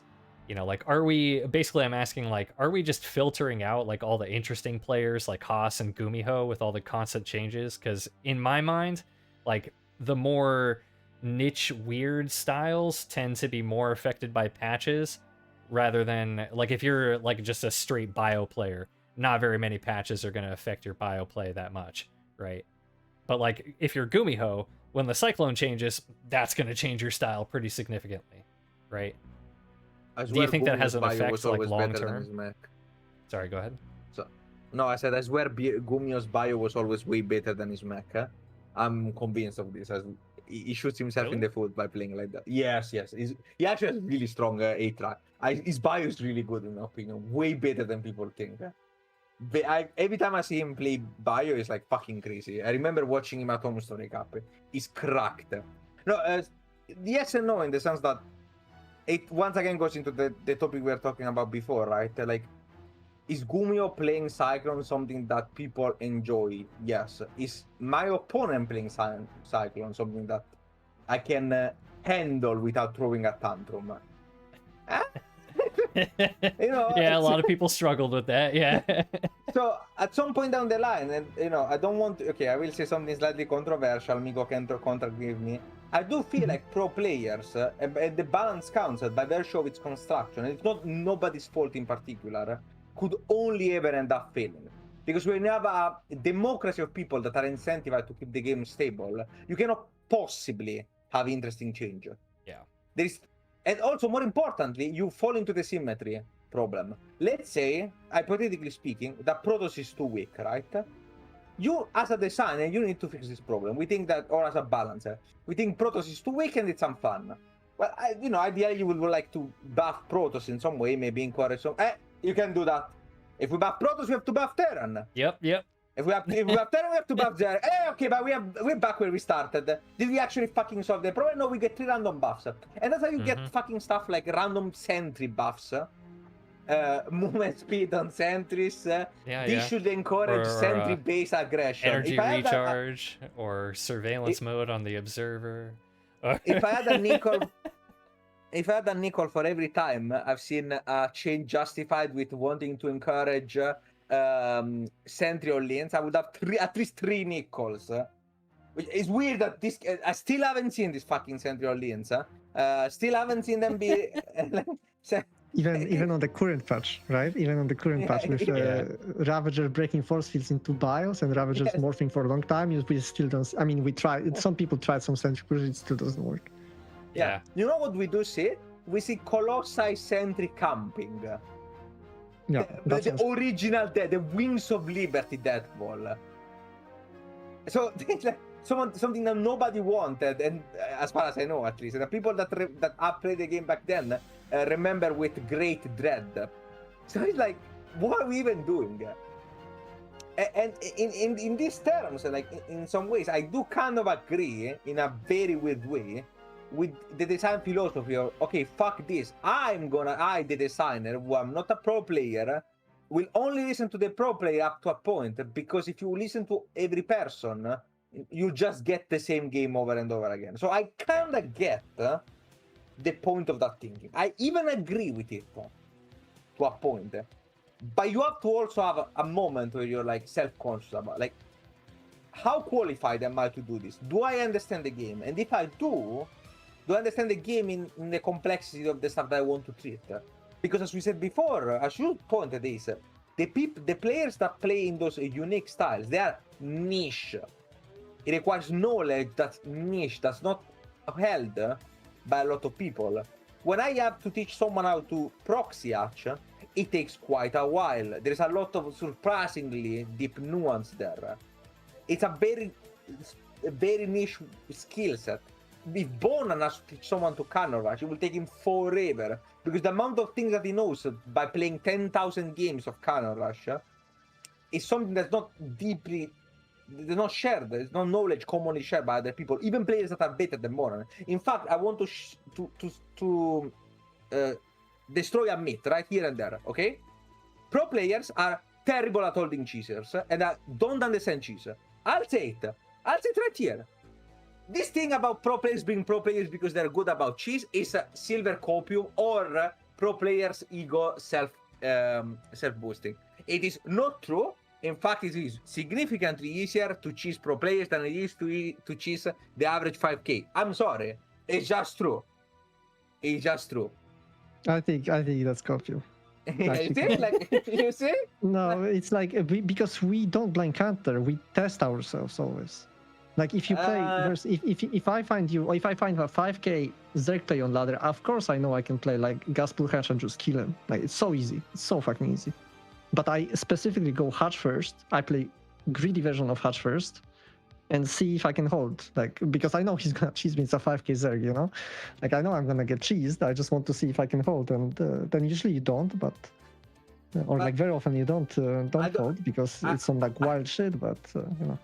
I don't think that is accurate for every pro player though. I do agree. I that think you it's could, accurate for a lot, for Nico. like me, Lambo, for a lot of top players. It's the same, I think. Like if we play you in tournament, like we're gonna fucking cook you, man. Some gas. Bro, you are okay. On this patch is different. On this patch is different. Miko, no, let's talk about playing in tournament, Miko. Let's talk about the last time we played in a tournament where you Oh, shit. Okay, we played for the oldest streak in the book. Oh, that was like 10 things going wrong at the same time. It was actually Yes. No, but it's okay. Like it was a new patch, home story cap, and of course DVD is quite volatile, so it was difficult. But I still won 2-1, so you know. All right. Before things get too crazy. Oh, well, but I wanted to say, I wanted to say to your question, I think the game is like super figured out. I think it's also a combination of like some creative players who would come up with creative solutions. So, for example, like we saw Rogue start playing the game, and in ZVT he plays with like 40 overseers. You know, it's like you would see stuff like that if you put creative players, but there's not many super creative players on top level. And the game is super figured out. Like, for example, like even 4 years ago, I remember still learning new stuff about StarCraft. I remember like learning a new composition. I remember learning a new reaction to a certain build order. But it was already like 4 years ago, you know? And it was, from now on, it's like 4 years of just mastering the same stuff. And like I barely learn anything new these days about StarCraft. So these days, like, good luck beating Xeral with something creative. Like, he saw everything, you know? Right. He literally saw everything that you can possibly play, and he practiced it, I guess, it probably like 100 times. So, yeah, it's just difficult. And like, for example, if Gumiho would play versus right now versus Xeral, and he would come up with something creative, do you think it would work? He would put like some proxy bunker to cheese a third base. I mean, Xeral would just like, you know the reaction, he would scout it, defend it, and it's just the game is over, you know? That's why nobody does anything like creative against top players like that. Yeah, and more importantly, I think that fundamentally the changing economy is the least impactful thing that you can possibly do in terms of actually changing the, like, it doesn't change anything. The defense don't change. The attacks don't change. The units are the same. The interactions are the same. Yeah, the timing might change, but in terms of like, like, and this was another thing. People were like extremely coping about how this is gonna take so long to figure out. Everything's gonna be new. Yeah, the build order maybe, but like the interaction are identical. I promise. Yeah, like you didn't change any of the unit interactions or anything like that, you know. So none of that really changed. Actually, yeah, exactly. That's why I'm saying the game has not changed for like I don't know how many years, but it's still that. It didn't change in the last patch. You know, it's still the same game. So that's why I'm a hater of this patch. They actually managed to make the game boring, remove a lot of play styles, and the game is still the same. Like, come on, it's insane. So I actually wanted to ask because, you know, before this patch, we were a lot of people were complaining about, you know, how stale the meta was and things like that, and a lot of people were just rushing for 3 bases and late game compositions, and games would commonly last 20, 30, 40 plus minutes. And you know, so we changed the worker count and, you know, the resources at bases, and then we also made you know, the town halls give less supply, you know, hatchery, nexus, and command center, which I think was really the most impactful change out of all the economy changes. So what I wanted to ask was, do you guys think this was, and I kind of already know that you guys don't think this was a good approach, but what would you do instead? Is there another way that we, you know, if you had control over trying to make the meta less stale, what would you do? I would change unit statistics, and I would like add another new upgrades. I would change costs of buildings. So for example, I would leave 12 workers start, but I would make Lair build 12 seconds faster. I would make Twilight, I don't know, Glaives build 15 seconds faster too. Stuff like that. Just change the timings, change the meta, make Bailing Nest cheaper, make Roach Warren more expensive, make Roach move 0.10 faster, but with Roach speed move 0.10 slower. You just keep going and you just change 20 numbers like that for every race, and you have completely new game. Like completely insane. I would have no idea what to do. The meta would shift completely, even with the same opening. Like you could play same openings. Like nothing would change. Everybody would play the same openings as before, but the meta would completely shift. All the compositions would be different now. Like the units would be different. I mean, that's what I would do, Yeah, basically. Cool. First of all, revert to 12 workers, like Nico said, like just by default, please, for the love of God, like this does nothing. I would go basically what he said, but even more. Like, once again, all of this would heavily relies on how willing is Blizzard or whoever is behind the patch to actually follow up. Because you can do a lot of, you can change a lot of stats. Do you want to encourage a certain player? Buff the shit out of units. Do you break stuff? Yeah, sure, buff the shit out of another unit. I think Stalkers should be more powerful. Sure, let's buff Stalkers. Let's buff Roaches.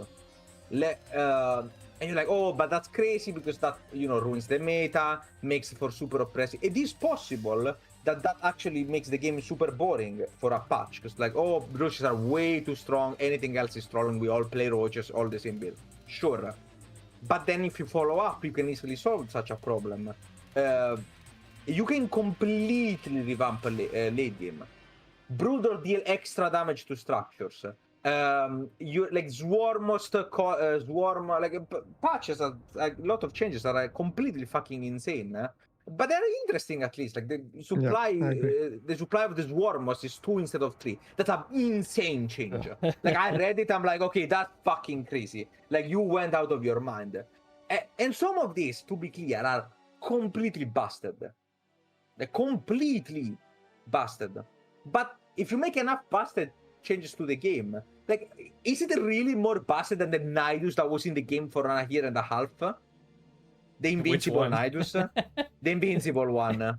The Invincible one, yeah. Oh my god, that was crazy. Very fair. I don't know how anyone... Like, what the fuck was that? Like, the Nidus is another thing. The Nidus is one of the clunkiest fucking units, or buildings, I guess, in the entire game.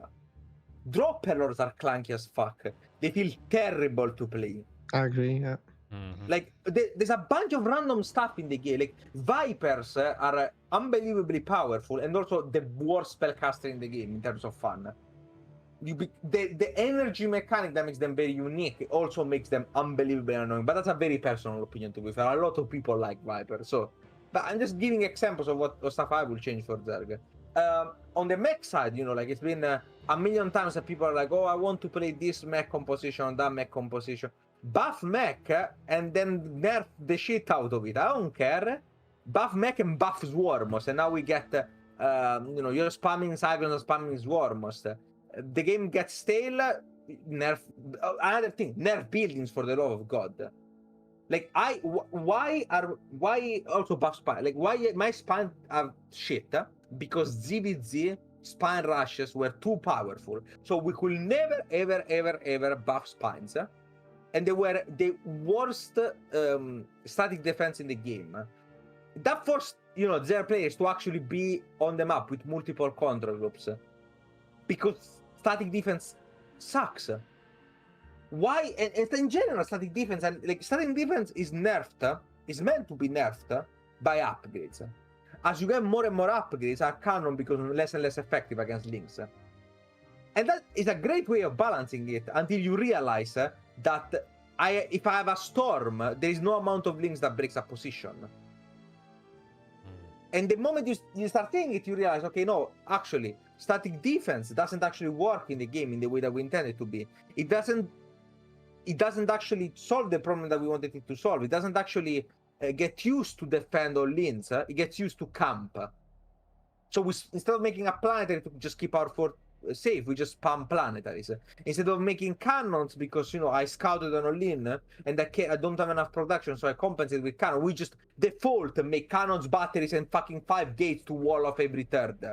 Why? Like the fact that is the standard. That is, if you don't do that, is trolling. Is problematic. There is no incentive to not play like that. I mean, there is a little bit. Like if you start spamming static on free base, you can, Yeah, you mean like Christianer did for like 3 years, or Gerald? Yeah, I mean, yeah, but it's a Protoss problem. This specifically is like a Protoss problem that they can just fucking max out on free base and have a fucking unbeatable army. That's like a Protoss problem. Okay, I mean, it's also with pretty closely tied to carriers, I would say, too, and the mothership. Yeah, I agree with you in the sense that Protoss was the best race to do this on 3 bases, but you also saw it with Terran in the late game. Yeah, you just literally spam static D everywhere. Oh, I think both of these really though, like I don't know, it's like as much as I don't like the carrier, like just because I think it's kind of weird design. I don't know, like I like him in Brood War, so I don't know, but it really my point is I think the issue with both of those things are really like the ghost and the shield battery. I think ghost snipe getting energy refunded is the reason why they snowball whenever they have like a certain amount of cost efficiency, like because whenever you miss snipes you just get the energy back, and that kind of breaks the fundamental relationship between the cost of a spell and the benefit of a spell. And then I mean, the same thing for shield batteries, where it's like it just doesn't feel right to have like a mineral only building that can heal other units, and then you end up using that to defend, because you basically don't have to have supply to defend nearby. You can just warp in on the spot, and then because you already have power, because you have a shield battery right there. Yeah. So you're going to be able to warp the in. battery is like, I'm the biggest battery hater in the world because of just all the synergies that it creates. Exactly. Like, like one unit in the wall off and a battery behind it, and it's just like, okay, you just cannot go in, or one battery in the main base and aggressive style and Oracle can fly in. Early. Absolutely, CVP. Yeah. I remember by like 2017 or something, like long time ago at this point. I remember I was very good at the game, and the whole ZVP was about multitasking. I would like run Zerglings everywhere. I would catch probe one at a time. Like when they're transferring, I would like poke at the right, poke at the left. The moment they started doing the batteries, it's over. I couldn't get a single probe kill ever again in ZVP. It's like killed the fun of the matchup for me like so badly, and it's like I don't know how many years now it is, but I never. And then for a while we only had like so +2 Banes, and then they nerfed the damage on the Baneling upgrade, so you can't like 2-shot workers anymore. Yeah. And it's like, okay, so we just go straight to late game now? Like, what is this? Yeah, and it's I want to offer a very controversial perspective for a Zerg player on GVT, for example. Fundamentally, I think the problem is that in the late game, Terran cannot move out. Like there's no other way around. Okay, like you cannot be on the map. It's just true. And I think that as a Zerg, like the Terran gets completely squished into a position. You cannot play. When you're playing Protoss in a late game, one of the reasons why it's so unbelievably strong is that you have an army that's really, really powerful. Once you get to the late game in TVZ, if you move out and I fungal you, your army disappears. Oh. There's no way to be on the map. The moment there is creep, the moment you get to the point where I have all of the things, I have all my preferred composition, I have the spellcaster and stuff. In a direct fight on open field, when I can surround you, Nico pointed himself out. The ghost is really, really bad in that position. So, and then you have the opposite problem, where you have units that are unbelievably overstated, like the Liberator, which I still cannot believe got a random 25 gas buff at some point, and nobody even ever acknowledged how insane that was. And it's like one of the most overstated units in the game. That thing has almost 200 HP, by the way. But those units are just not competitive. You get into a position where the Terran is, I don't want to say it's almost forced to camp, because they can get there from the start if they want. Like they just have a free way to camping. But I genuinely do not, I fully do not believe that as a Terran player in a proper late game you can actually move on them up in any significant way. Like I fully do not believe this. Do you agree, Miko, or do you see it differently? I mean, depends on position exactly, but yeah, it's hard to move out.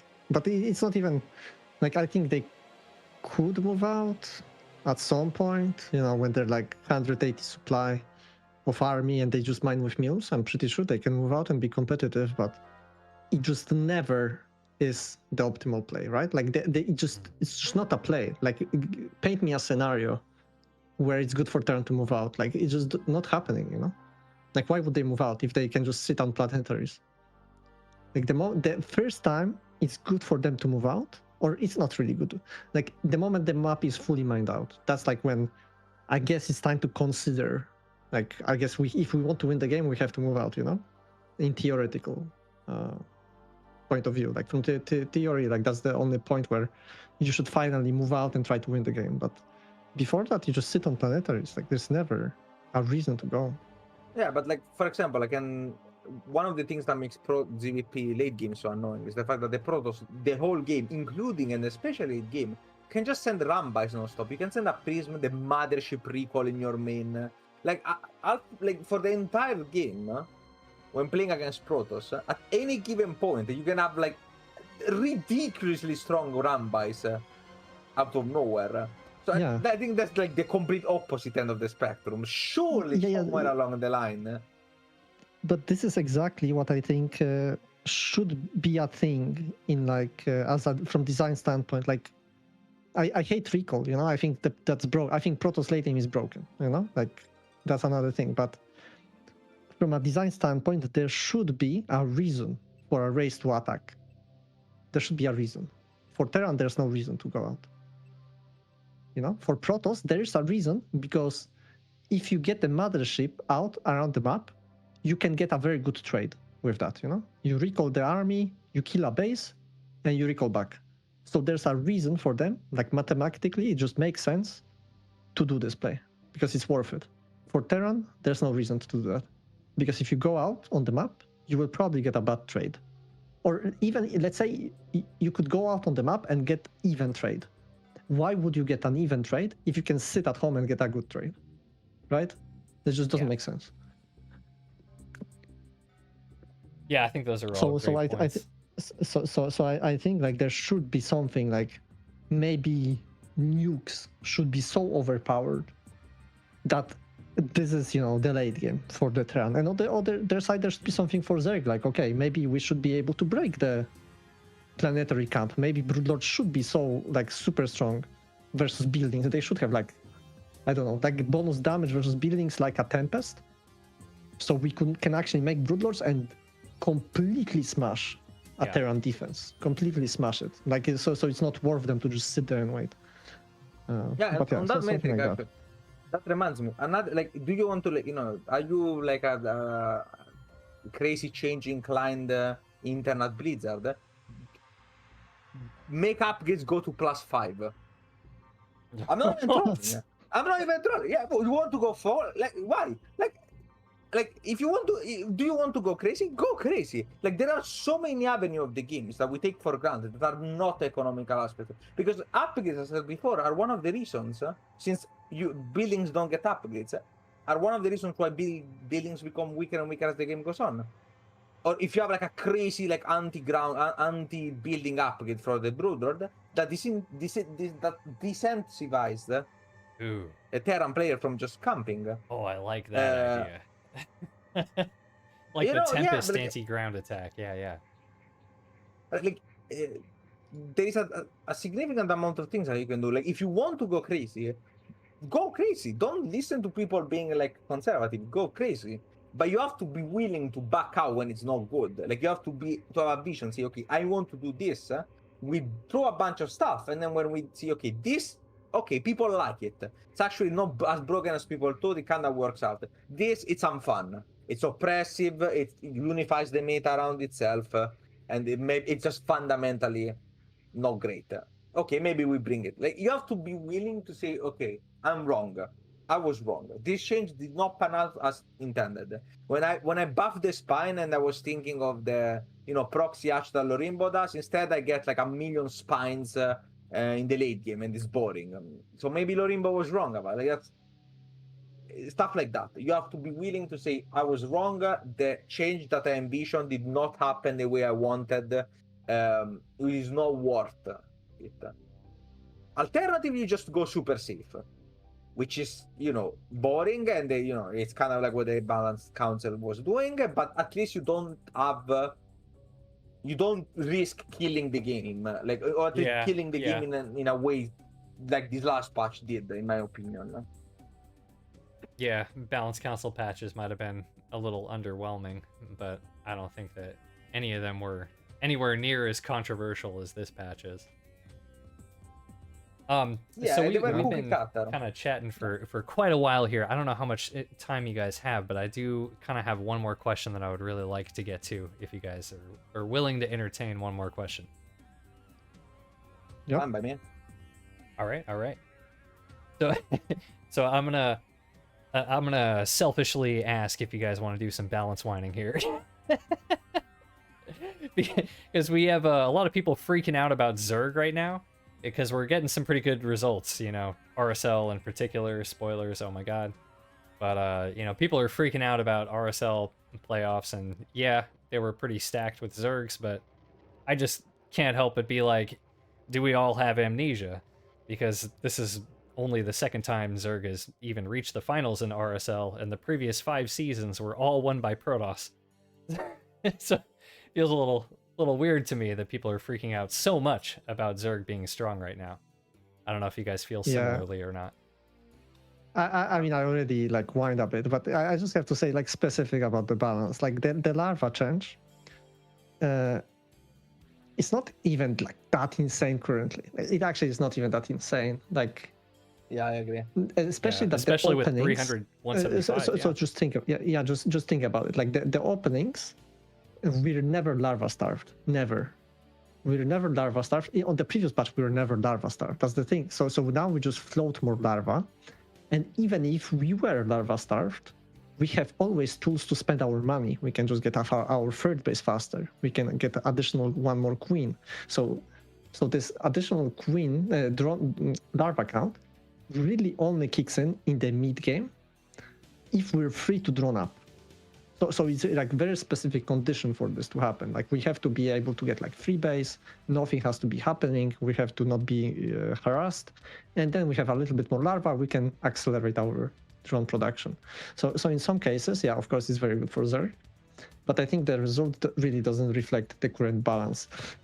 One thing is that Protoss is completely different currently to play than it was before, so it's very difficult for Protoss to play properly. So it's very I don't even play the game currently, but I can come in on ladder and I can beat hero with some random push that I just from the top of my head I just came up with. I can kill him. I promise you that's happening on ladder right now. I can just come in, I do 2 base burrow lingo him. It's just the dumbest shit ever. I will kill the best Protoss in the world. So for Protoss it's very difficult. So of course they're not gonna have great results. If the Protoss would have good results right now, that would mean the Protoss is completely broken, because they will be 10 times stronger a couple months from now. On the other hand, I do think Terran actually is better than Zerg right now. I would be shocked if it wasn't. But the result, it is what it is. I don't know how to explain it. I'm not gonna make excuses for Clem, but I think if we see more tournaments with Maru, Clem, Bian, we're probably gonna see some different results in the matchup. So actually, about RSL specifically, because you were saying you don't know how to explain that result in particular, there is one thing that somebody in chat said previously, which was that the first part of the tournament was played before the 300cc change. So there were actually a couple Terrans eliminated before the CC was buffed. Yeah, that's true. Big point, actually. Maru lost to Solar and Rogue. I don't remember if it was broken Larva or if it was just right before the command center buff. And then I remember Lambo played his group. That was weird. Lambo played his group already on 300 mineral command center, But somehow I remember Cure losing 2-0 to Scarlet and 2-0 to Lambo, which is kind of shocking because. That's a little shocking, yeah. But it's not normal, you know. Like I like Lambo and I like Scarlet, but it's like a nice patch for Terran. I think Cure just fucked up, honestly. Like he was not playing very well. I was watching the series. I don't think he was playing very well. But I mean, again, like I don't want to make excuses. I mean, the result is what it is. It's very good for Zerg. Yeah. But it's just one result. It's like really, it doesn't matter. Like what matters is that for the past 2 years we had fucking every single online cup was 20 Protoss players, or like 30 Protoss players and 2 Zergs. That's a problem. Like a result like this is whatever. Okay. I think this was not shameless enough, so I'll give you a Yes. proper shameless balance whining. I'll be completely honest. In the past, especially in the past year and a half, playing Protoss has been so unbelievably easy and boosted. It's crazy. Okay, Like, I should have said the same. I mean, I should have been more shameless, honestly. Now that you're railing me up with that. You're like on the show broken with the race. guy. I literally have like multiple hour videos on YouTube about how Protoss has been OP for years. So like Protoss, the previous patch before the 8 Warrior change, Protoss was the most broken I have ever seen anything in Star. It genuinely was like not normal. It was not okay at all. Was like it was so busted. It's crazy. And not only was it busted, but it was busted in the worst way possible. Where it's busted and it's also very, very easy. Exactly. Oh my God. I got so triggered because the standards were just like, and the other thing that triggered me was like, people were like, oh yeah, you could do this better as Zerg. Bro, I'm fucking injecting 7 hatches. I'm fucking going crazy. I have to inject queens in the middle of the fight. You're not using chrono boost. You're not using spells. You're not doing anything. You're fucking the fact that there are pro players that you only have 2 around the map and never take a 4th is a disgrace on this game. Like, I am a fucking 4-minute cheeser and I stopped using F2 when I was master. Like, what is going on here? Like, actually. For me, it was like super simple because, I mean, you could just break it down and it's like in every measurable category, Protoss is just better. Like, how is this even a debate? You know, like they've got better economy, their units are better, their late game is better, their tech is easier to get to, they have a more secure early game with the shield battery, like, the list goes on and on and on. Like, bro, on 5.0.15, it felt like the Protoss has the same economy as the Zerg if they don't deal any damage. And if they deal any damage, you're actually behind workers. Like, like I was supposed to fucking equalize at 43, and every fucking game I will look at the river, I'm like, I'm equalizing at 60. Because I'm getting slow, I'm like, bro, this is... Like, I cannot do anything. My links don't do anything to the Protoss for the first 7 minutes of the game. There's no possibility of me harassing. They get in with the horrible zap, zap, zap. You are fucking out of this game. Like, yep. That equalize at 40 thing, that's something that, like, I just want to briefly highlight that because that's something that I think a lot of people just don't understand. Like, it gets talked about a little bit in the community, but, like, I feel like people don't really understand that, like, Zerg is already, like, cutting a 4th queen and rushing out the 3rd hatchery just so that we can have the larva to be able to drone the 3rd hatch immediately so that we can actually finally surpass Chrono Boost. Because for the rest of the early game, Chrono is just beating you in worker count. Like, you just can't compete with it, you know? And the only way we have a chance is to, like, rush for that 3rd hatchery and drone the crap out of it super fast, you know? So it's like, for Protoss to be sitting here like, we need to get damage with Oracles and Adepts or we have no chance versus Zerg, it's like, you're crazy. Like, that's fake news. okay, but now I will also say, because I'm a shameless.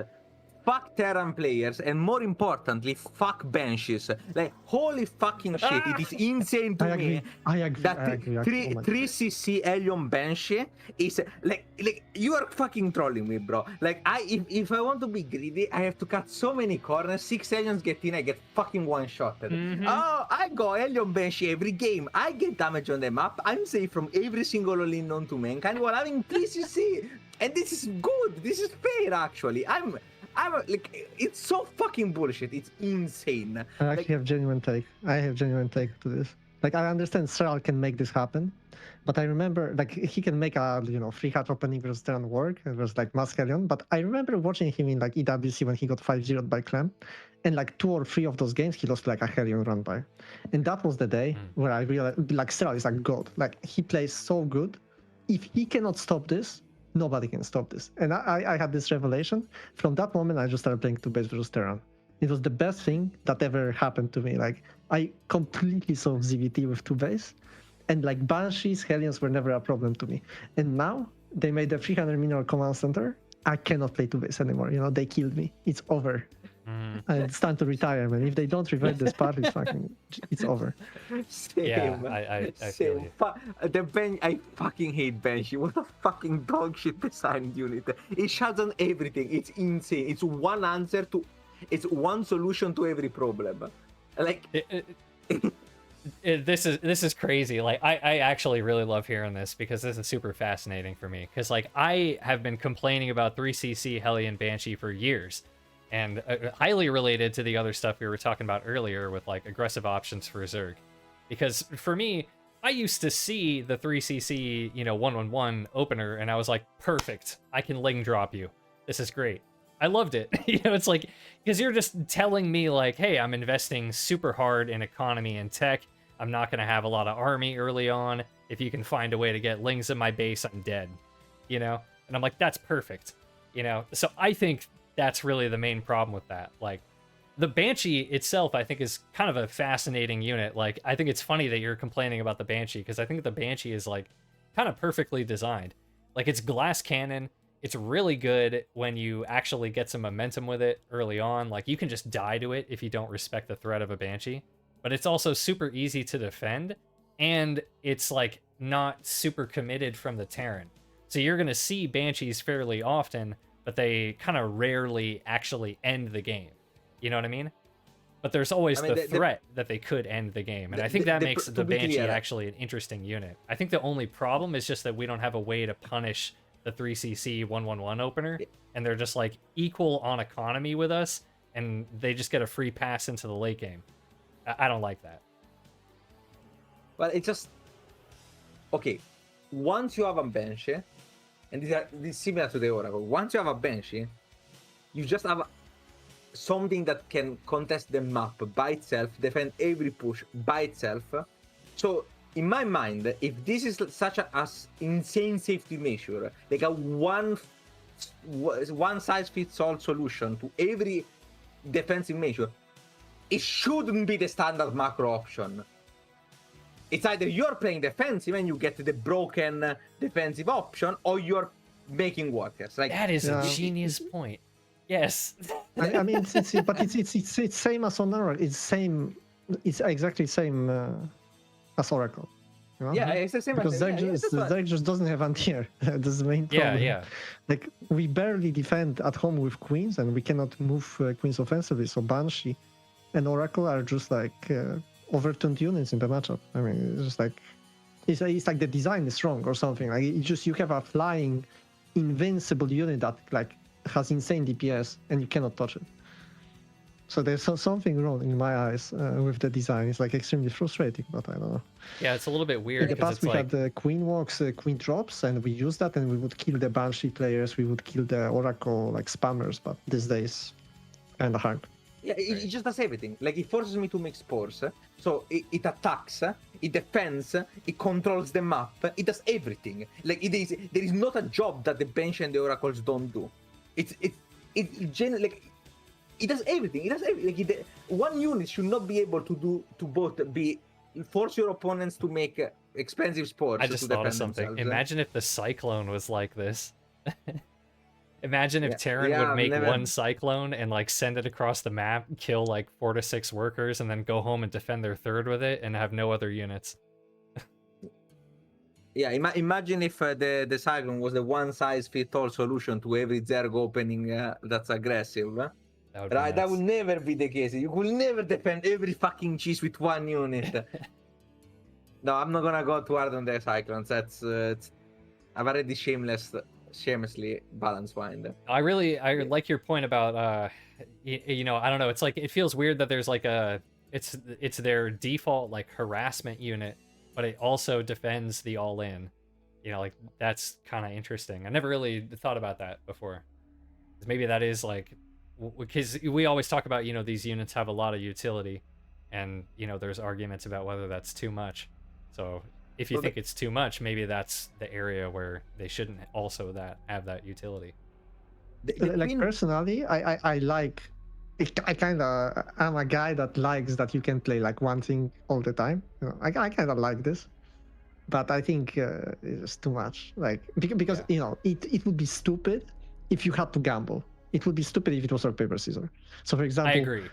This game I want to harass, 100%. but your opponent all in and you die. So I like that Oracle is like all around and like can do it, but now we just have Protoss players just play Oracle every single game, and there's no, like, it would be stupid to play Twilight. Some people still play Twilight, but it's just stupid to do it because Oracle is just too good. It's just so all around. You can play it every game for the rest of time. So if anything, I don't know, like it's just a little bit overtuned in my eyes. Like you could like nerf Oracle, buff Twilight, but just slightly. Like if you're still like the best player in the world, maybe you can still play Oracle every single game. Maybe it's still fine. It shouldn't be like for like a diamond leaguer. It shouldn't be like, oh, I'm just gonna play Oracle every single game. Anyway, like that's, I think, a bit crazy. Yeah, I mean, I completely agree. Like cheese should never be viable. It can never be fully viable. The moment you have like aggression be fully viable, you just get rock paper scissors. Like you should always be able to scout and defend it with a standard opening. Like you cannot have an undefendable cheese. You cannot have cheese be so oppressive or so good that people have to gamble against it, because that sucks. I played Stormgate where that was a thing for the longest time, and it's fun the first time. You're like, haha, XD, and then the following 200 games you feel like you're playing rock paper scissors blind. Every cheese should be scoutable. And one of the reasons why I had a, you know, for a long time I had a problem with Cannon Rush is because it's a cheese that you cannot scout. Yeah. It is before you can scout or do anything. Yeah, it's before you can scout, and you can't really counter it even if you could, like back on 12 worker. Yeah. Sure, but regardless, like fundamentally design-wise, you have to be very careful about things like this. Like every cheese should be scoutable. It doesn't have to be easily scoutable. It doesn't have to be easily holdable. It would require not only a good response, but for some skill, like that you need to micro the units, as opposed to the Oracle, which just does it itself. But it can never be fully viable. It's just a really bad idea. And that's also like we saw it at one point for GVZ, like before some of the latest changes. Okay, like there was like a temple, and even right now I think temple, arch first 16 pull, triangle. I don't know if Miko still agrees with me. I believe that temple is not defendable with arch first. But arch first is just straight up better. You think it's not? You think it's not defendable? I don't think you can defend without falling behind. No.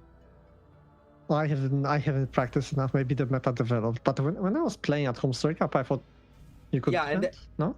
And then you got... Yeah, sure, I lost. But it was... And you said on cast with me, while we were casting, you said that you changed your mind and that you hadn't practiced enough clearly. I think it's close. I think it's close. Very close. I don't know. It's... Yeah, I have no answer. Catchy. It's definitely close, though.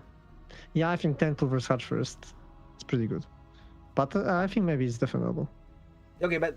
it definitely wasn't defendable like 2 patches ago, if nothing else, because it was even strong, more abusive.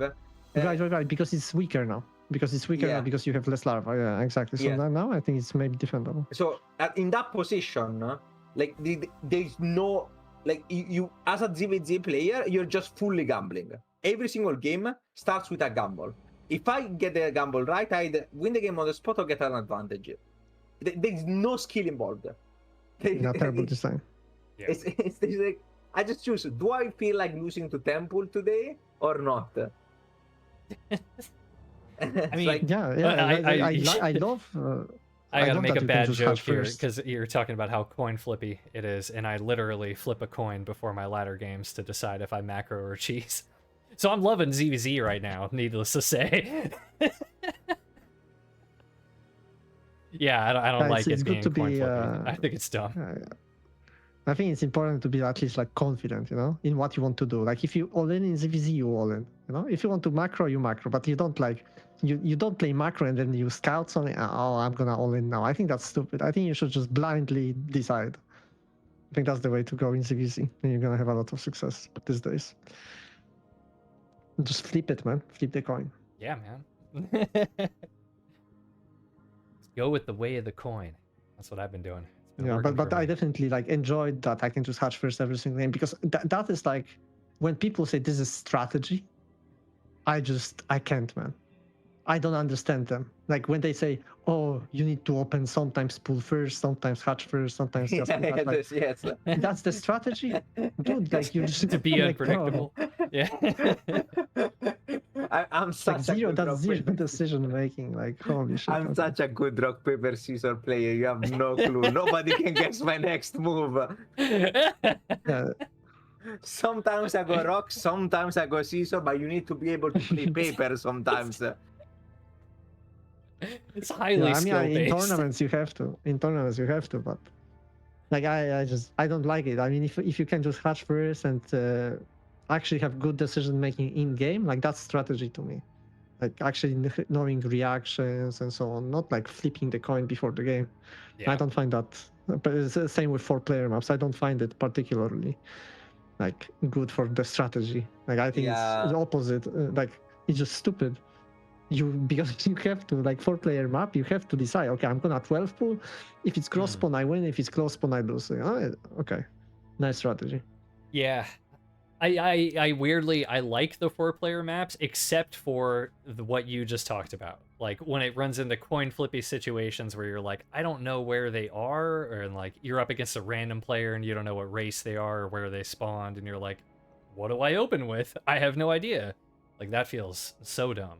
Well, I think it's like lower level players, they think there's more depth to it, more strategy. But I promise you, from professional point of view, I'm not afraid to flip a coin. So if I think it's a 4-player map and I have 33% chance that I'm just gonna win the game straight up, I am gonna flip the coin, Like I don't care.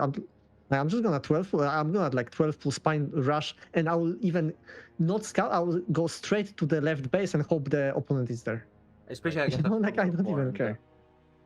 Like if I'm playing against someone much stronger, I'm playing against Sarah, I'm playing against Miko, and I have normally in a normal game I have a 10% chance of winning, and I get 50-50. I can fucking 50-50. I am gonna 50-50 it. Like I am. Like it makes it's the rational decision. Yeah. It's just a higher win rate overall. I am going, and that makes for a very boring game. It's really not fun. and then those 4 guys that want 4-player maps, they get cheesed, and then they whine. Those are the same guys. They want 4-player map to have more variety, and then they get 12, and they're like, "Oh, good job, man, nice strategy." It's like, yeah, good strategy. You wanted this, That's not me. I didn't want this. You fucking make me like 10 pull on 4-player map. Like, well, what can I do? Yeah, like which is why, like, when I encourage people who are listening to this, all of the 5 viewers. No, I'm kidding, guys. Have a moment of, like, if you want to write, if you have opinions, they're fine, but have a moment of self-reflection and think: when I want something in the game, do I want it, even if it's like not that fun when it's used against me? Because if you only want shit like that other people play and you want your preference, like you are not a good designer. Like don't be like, okay, I'm too biased to be like a designer, because otherwise you cannot have it both ways. You cannot have your cake and eat it too. Either you introduce elements to the game that are fun to watch and perhaps frustrating to play, or you don't. But pick one. You cannot have both things. Totally. I'm totally that way. Like, I hated when they nerfed Storm. Nerfed Storm, I guess. Redesigned Storm. When they changed Storm. Like, I liked being punished for clumping up my units. Call me crazy. You know what I mean? Like, that's part of the things that makes StarCraft interesting. Is just having it be, like, highly punishing. Like, it should not just let you get away with mistake after mistake and just be like, it's fine. Participation trophy, you can still win. Like, hell no. Punish me for my mistakes.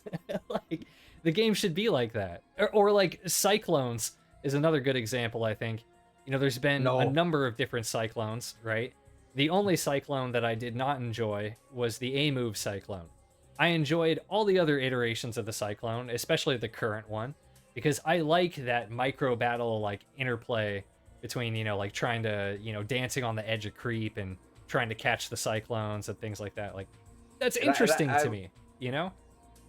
I just want to say that on this particular topic, you sound to me like the guy that Mick was talking about before when says, oh, there is a lot of depth because, bro, the cycle on edge of creep, there is no interaction there. There is nothing there. There is nothing, yeah, bro. I will admit, I was kind of referring to at the level where people don't control their Hellion Cyclone perfectly. Bro, because I'm aware of what it looks like when they do.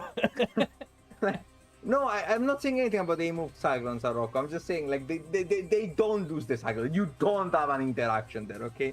The cyclones, you fucking either you have the infest or you don't. There is no other interaction. Yeah, like, I get what you're saying, yeah.